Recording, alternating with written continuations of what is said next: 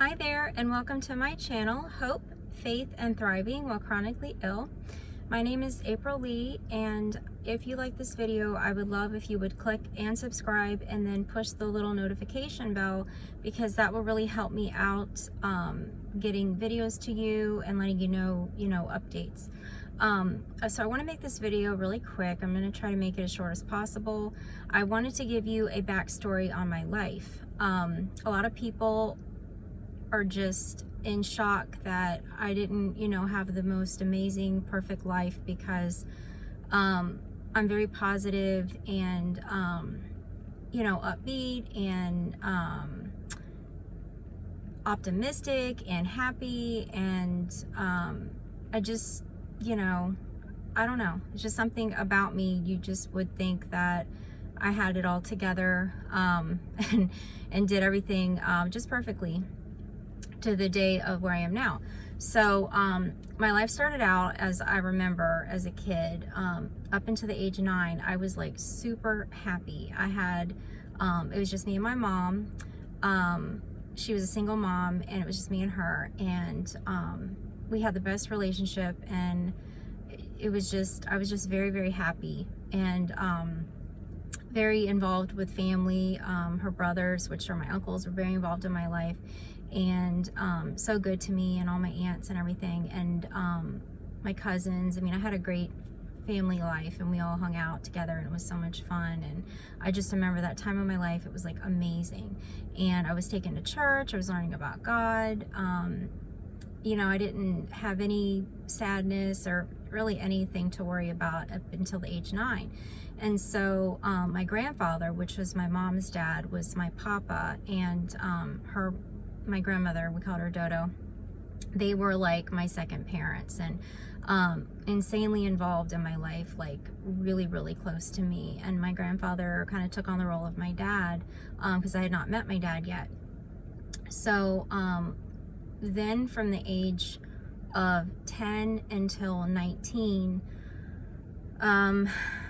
that's when my life became like, not my whole life every day, but a lot of sadness, a lot of bullying at school. I really didn't have that many friends. Was very sad at home. Even like waves of depression as a child and a teen, with just things I was dealing with. I won't get into everything of why, because I just don't want to bring other people into this video. But it was just really, I don't know, from the age of 9 to 19, 20, it was not a happy place for me, on a daily basis, like the joy I had up until I was 9. And so anyway, I made a lot of poor decisions. I was seeking like anything and anyone to just, I don't know, just to like bring me joy, and like, someone to love me and just think I'm everything, and like for my self-worth. And I ended up meeting a boy. He was 19, I was almost 17, and very abusive, very toxic guy. And I almost let it like totally destroy my life. And it was so bad that my parents had to send me away to my grandparents in Pennsylvania, where I had time away from that, and broke that off. And then I was gone for about 7 or 8 months, and that was a really good time for me to really think and like kind of pray and just listen for like what God maybe wanted to show me. And I came back home and started going to community college, and met another guy. Nothing wrong with him, just wasn't the one for me. And so after that, I made a lot of just poor choices, like just stupid things, just going out late, and just nothing crazy, but just putting myself in situations like walking in downtown at like from a place 2 in the morning by myself. Just stupid things. And then I ended up having like I was at this one light leaving one of my jobs I worked at, and I was hit and run. I had a hit and run from behind in my car, just sitting in a left turn lane, 4 times in 5 weeks. And then within like a month, I ended up getting hit by a drunk driver. And then a few weeks later, I got hit. A car hit me, slid in the rain, and hit the back of my car. Just because somebody was like running on foot from the police. And so I had that. And then when I was 19, I answered an ad through this, it was like a paper at the time, and they were looking for a girl singer to add to their co-ed singing group. And I answered this ad and got to know this person, which was a guy, on the phone. He talked to me for 6 weeks. He said he needed to get to know me because if I got into the group, you know, it's important. And so we got to know each other. He started to learn my mannerisms, not my mannerisms, like my personality and like my likes and dislikes, and kind of like did this mirror imaging deal where someone makes you feel very confident and comfortable, and like they get you and know everything about you, because they're basically learning who you are and pretending they're like you, so you trust them. And so I wasn't like extremely happy at home at the time, and just constantly wanting to run from everything. So this guy got a few people together, which ended up being like drug dealers, to come and meet me at a restaurant and pretend to be singers, and met me and said, oh, you know, we want to choose you for our group, and go home and then tell your parents, and then we can all meet. And so there was a plan, and they talked to my parents, and they gave, or not they, but the main guy gave an address and a phone number and all this stuff, which was just an alias. It wasn't even a real thing. And planned on, you know, coming to all meet together. And long story short, the guy called me and said, you know, we have a manager, and that manager is coming to town, and they want to pick someone else, and if you don't come up here like right now, which was in Miami, that they're going to pick someone else, and you know, it's your only chance. And I'm like, you know, I would do anything because I wanted to be a singer. It's like all I ever wanted to do. And so the guy, I'm 43, so the man like wired money to me because I didn't have any money at the time. I was just in school. And so he wired money to something called Western Union, and I went and picked up the money and drove because I was in desperation. I just wanted to thought, okay, if I sing, I'll be seen and heard and loved and adored, and I'll be worth something. And I mean, I don't know what I was thinking.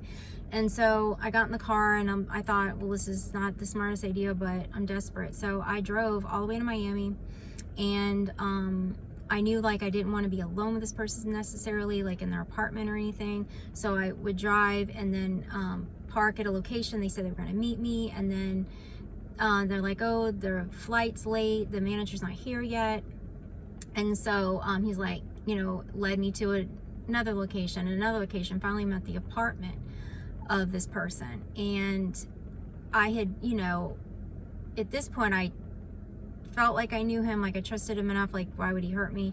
So I go up to the apartment, finally go in there, and I'm like nervous as can be, and ended up in the apartment, and he gives me a glass of water, which was full, now that I know, was full of drugs, so I wouldn't leave. And so started talking to me, and then I started not feeling very well because he, you know, put this drug in my drink. And then I was taken, he's like, let's go downtown, well, the manager's not here yet, you know, it'll be a little while, let's just go downtown. So we went downtown Miami, and there was a man on every like, I guess like at the storefront of each store, and this guy, which I thought, you know, was just going to be a singer in this group, is like escorting me, kind of holding my back and like walking me around. Like, so weird. But I was so out of it, like I was on drugs, because I didn't realize it. I wasn't feeling very well, so I kind of let him do it because I felt like I was gonna like fall over. And so I just remember the guys either, you know, going like this or like this, like basically like, I guess I was gonna be on their roster of, you know, women for sale. So he did that, and we drove back to the apartment, and all this at this time, not even aware what's going on. This is just what I remember from after the whole thing. So I get back to the apartment, and I remember like the place was like ice cold, and he's having me count all this money and telling me all the, I'm going to meet this manager and I'm going to work in her office and all these things I'm going to do. And I remember seeing these pictures like on the refrigerator of these women, and they had all these weird names like Velvet and Foo and all these weird things, and I thought it's so strange. And I was like, who are these people? And he's like, oh, nobody, it's nothing. And meanwhile, little did I know, they're like, his prostitutes on the refrigerator. And so I ended up staying there overnight. I remember being like super sick, thinking like I had like a stomach bug or something. Meanwhile, I'm like really sick because I'm being drugged this whole time. And I remember the next day he took me to meet this woman in an office building, and she had me come in, and I was like, do you want to hear me sing? And she's like, oh, don't worry about it, you're perfect for the group. And she's like, you'll work in this office, you'll do this and that, whatever, and then you could stay in this apartment, and we're gonna like do all this stuff, and we're gonna help you become, you're gonna become well known in this group. I mean, I don't know what I was thinking. I was so naive. I was 19 years old, desperate just for something, and wanted to be a singer, and I just fed into it all. So go back, I thought it was odd, but I just believed it. I went back to the apartment and thought, like, I'm like in and out of it because I'm totally doped up on what this, I think it's HCG or something they gave me. And so I ended up going back to the apartment, and I'm like in and out of it. And as I'm like coming out of it and feeling like I know where I'm at, he's giving me more. So I'm just, drinking this drug, and just, I guess like high as a kite with this stuff. And I get a phone call from my mom, because my uncle had like figured out where I am somehow. He's like a cop, and he just somehow they researched and figured out where I was, and realized this guy's like a dangerous guy, and I guess like into drugs and all these other things. So it's something in me, just it woke me up when I heard her voice, and she's like, you got to get out of there, because if you don't, like, this guy's dangerous, we don't know what's going to happen to you. And I just panicked, and I knew the guy trusted me enough to, like, because I'm so stupid, that if I just freaked out and then like pretended that I'm coming back, that he would believe it. So anyway, I just started freaking out, and the closest person to me, and he knew this, was my grandfather, and I pretended like he was on his deathbed and dying. And I ended up freaking out and saying, I gotta go, and he's like trying to keep me there, and I was like, I gotta go, and I'm like running down the stairs, and I told him I'll come back, it's just my grandfather, whatever, I'm so close to him, and I gotta go. And he's like, okay, but you gotta come back. And so I drove off like a million miles an hour, go home, and I'm like freaking out and in utter shock of what just happened, and didn't even like comprehend what happened. So I go home and I'm sleeping, and I start remembering all these things. I remember all this thing, as I just told you, like counting the money and being escorted around and all this stuff. And we ended up going to like I guess like an investigator's office or the police station or something out in that county, and trying to like get bits and pieces. And they had an idea, I guess, of who it was and everything, but I think they were trying to get him more on drug charges or something crazy. So nothing happened of it, but we realized that basically he was a sex trafficker, and I was going to be the next victim of this man. And God saved me from that. I wasn't, violated. Nothing happened to me physically, and God saved me. He saved me, and that's the first time, like, and he saved me many times before that. I could talk for years on here, but I'm not gonna do that. But I realized, like, wow, he really rescued me from that, and that was a very traumatic experience for me. And at that time, from 19 till 21, it was a very dark place. I was very alone. I had very little friends. Didn't know what I wanted to do with my life. All I wanted to do was sing, or like, I have to sing or I'll die. Like, that's just my life's mission. Like, it's so crazy. And so anyway, when I had this long journey after that, but I went started about 22 to 23. I started really searching, church hopping, like searching for God. Like I felt something's missing in my life, and I just really needed, I didn't know what it was. I mean, obviously it was God, but I didn't really know to the extent of what it was. So I started going to all these churches and just like going around to each one until I just felt like I found the right one. And then I was in the process of doing that, and this woman I worked with said, oh, you should come to this, this church I go to. So I came to the church, and then I ended up realizing what I was missing. And what I was missing was I had the fear of God all my life. I believed in God. I knew He created the world, and all I had was the fear. And I need to love Him and pray to Him and do the right things, or I'm gonna go to hell. That was my relationship.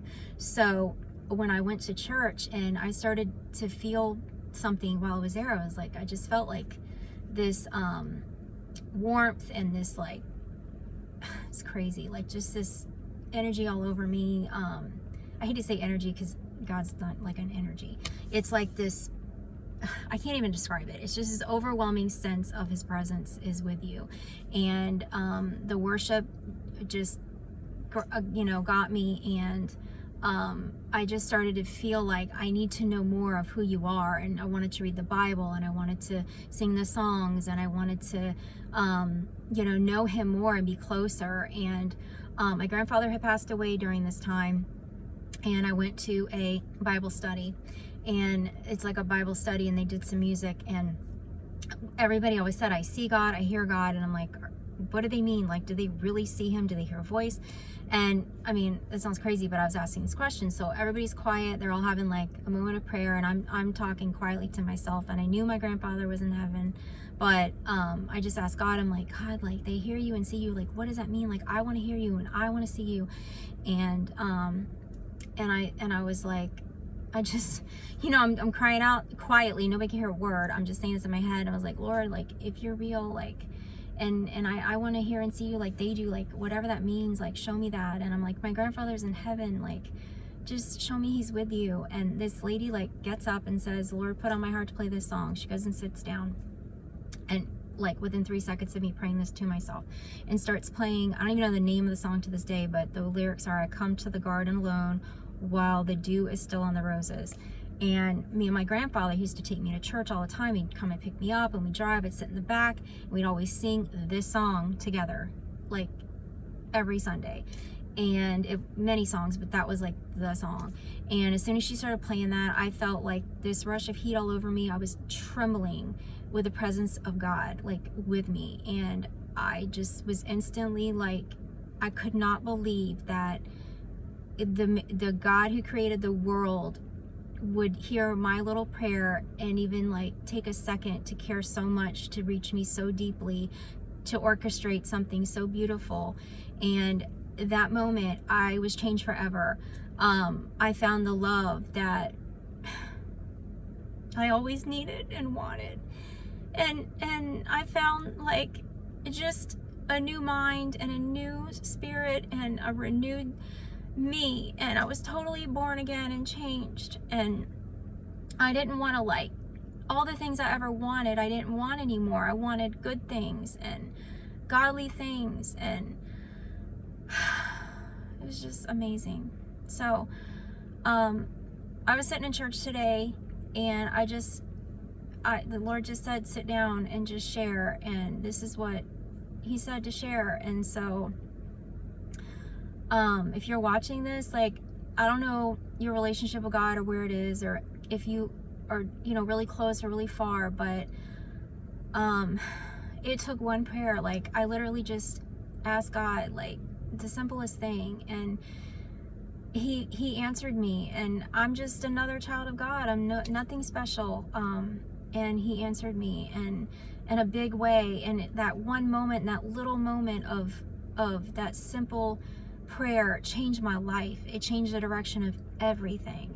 And as you watch this channel, you're going to hear more about like what God has done in my life. And I suffer from so many illnesses, and I can still walk and talk. And I mean, literally 2 years ago, I was crawling around and gasping for air, and I couldn't even form a sentence from the illnesses that I have. And like, he's given me the wisdom and the direction of like what doctor to go to and what medicine to take, and all these tools. And I truly believe, I knew God didn't give me this, but he's allowing me to go through it, because if I'm just magically healed suddenly, for me, there's no purpose to help anyone. And my heart is to encourage and help and love on others. And if I'm not going through something, how could I relate to you? How could I give to you, you know? And I do believe with all my heart that I'll go into some form of remission, or he will heal me when my job is done in this area of walking with him and allowing him to just like work through me to reach you or whoever's watching this. Because to me, like, the biggest matter in my life is what God wants me to do daily. I started this channel. I was walking around my house. I mean, I've had the thought, but I just thought, oh, I'd just share a quick testimony on fibromyalgia. But he had other plans, and I was walking around the house like 3 weeks ago, and clear as day, he just said, I didn't hear like an actual voice, but I just know that I know that I know. I looked like total crap that day too. And he just sit down, turn your camera on, and start talking and share your story. And I did. And like from that, within like 3 weeks time, I have 26 videos of just my life and all these things I have gone through, and this medical journey and everything. And like, I have no talent. I've got this phone I have right now I'm talking on is cracked. It's a $300 outdated iPhone in my car. And I have literally the most basic technology experience, and I'm not a speaker, you know, none of it. And he has led every single thing. And what I'm doing right now is, if you're watching this, is you're just watching me walk by faith. I literally can't see like 1 foot in front of me of the next plan. I have no strategy. My only goal is to listen and obey and walk it out, and you will see like how real God is in my life and how real he can be in your life. And I just encourage you that if you're like in a place of desperation or loneliness, or like you feel like, you know, life isn't worth it, it's so worth it. And God is so stinking amazing. Please, I just ask you that you reach out when you get off of this, and just, you know, even ask, hey, are you real? I mean, the simplest questions. You don't need to be like a scholar to talk to God. Like, he just created you. And if you have a voice to speak, I mean, even if you can't speak, he can, you know, you can speak in your mind, your spirit, and he can hear you. And I just encourage you to do that today. And don't let this day go by, because you're not promised tomorrow. I'm not promised the next 5 minutes. But every minute I have, I want to dedicate to God. And I love him, and he changed my life. And he can change your life, and he's so amazing. He's so amazing. And so many people, you know, look at Christians like they're these judgmental, horrible people, or they've had these experiences, and they turn from the church and they turn from God. And, you know, we are not God. So if we offend you or hurt you in some way, like, don't run. Run from us. Don't run from God, because if you do that, the enemy, you're in the arms of the enemy, and there's a real hell. There's a real heaven, there's a real hell. And if you're not going to heaven, where are you going? There's only one other place. There's no middle ground. There's no reincarnation. There's none of that. There's heaven, there's hell, there's God, and there's the enemy. Who are you choosing? Who are you going to choose? I love you. God bless you. And I pray you pick the right place.